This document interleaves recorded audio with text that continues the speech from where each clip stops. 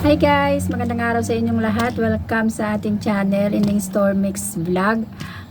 Medyo matagal-tagal tayong hindi nagkita-kits kasi medyo hindi ako nag-upload ng mga video nitong mga nakaraan. At may mga pinagdadaanan lang tayo. At nagla-live-live lang ako para naman ma-update itong aking channel. Gusto ko lang i-update sa inyo ang aking store. Kasi kung napansin niyo mga kasari ay kumonti ang laman ng ating tindahan. Ayan. Na dati ay punong-puno ang ating tindahan dahil nga nag-wholesaling tayo. Pero ngayon wala na, nag-stop ako dahil sa mga dahilan. Nung mga nakaraang buwan ay okay ang ating business mga kasari. Parang malakas ang flow. Kumbaga mabilis ang flow ng ating income, pero nung mga bandang huli na medyo kumina ang ating tindahan dahil nga may nagtayo ng isang tindahan doon sa unahan natin. At syempre pag may mga ganyan medyo apektado ang ating tindahan, kumunti ang ating customer, at medyo nag-isip-isip ako na magbawas ako ng aking mga paninda. Tapos sinundan pa yun ng may nagtayo ng malaking grocery na dyan. Yung dating grocery na iniwan nung umupa, may umupa ulit at wholesaling sila. Retail and wholesale. So, ang aking mga customer na nandoon banda ay wala na talaga. Wala na napupunta dito. So, doon ako nag-stop mamili ng pang wholesale, at yung aking mga suki ay doon na syempre lumipat kasi mas malapit doon. At may isa akong suki na sabi niya sa akin na ay wag daw ako tumigil.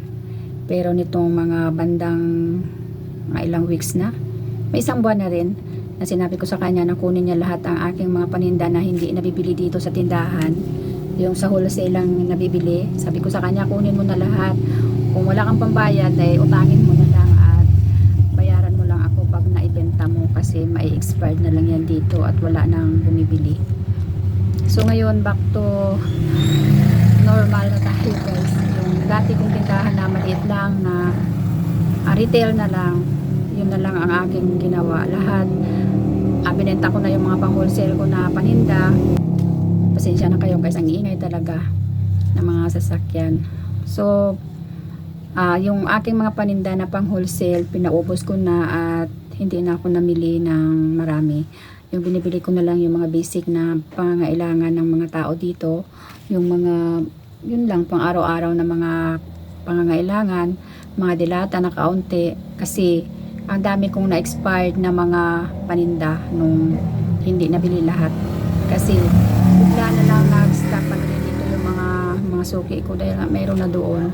So hindi na sila napupunta dito. Kaya marami akong na-expired. So sayang naman kung sa ahente pwede mo siyang ibalik, pero yung ibang ahente talaga hindi tumatanggap ng mga ganyan na expired, hindi sila tumatanggap. Kung mga BO na may mga diferensya, tumatanggap sila. Pero meron namang ibang ahente na kagaya ng mga Lucky Me na expired ay pinapalitan nila.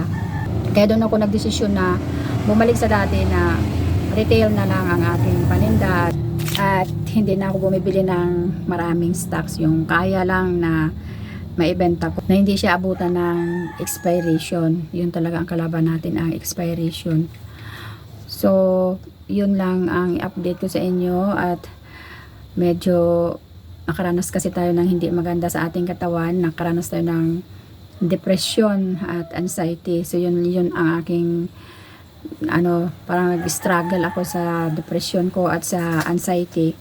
Kaya medyo naglaylo sa pagbablog dito, kasi syempre ang ganitong content ay kailangan natin mag-research, kailangan pa natin pag-aralan kung ano yung ating mga ibibigay na mga tips sa ating mga manunood. Kaya medyo nahirapan ako dahil kailangan ng aking katawan, ng aking utak ng pahinga. Pero ngayon medyo nakaka-recover na, kasi di ba nga kahit magpa-doktor tayo, ang sasabihin ng doktor sa atin ay ikaw lang ang makakagamot ng ganyang sakit. Bibigyan tayo ng mga pills, mga iniinom na mga gamot na mga antidepressant, pero yun ay pangpakalma lang at hindi yun nakakagaling. Pangpakalma lang pag talagang sinumpong.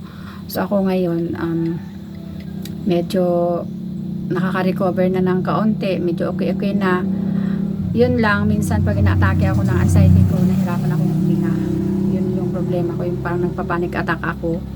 At hindi talaga ako makakasakay ng mga sasakyan bukod sa motor na dinadrive ng mister ko, kasi siyempre may tiwala ako sa kanya. Yung bang overthink yata or ganun, parang yun nga sabi ng doktor na parang overthink, ganun ba yun?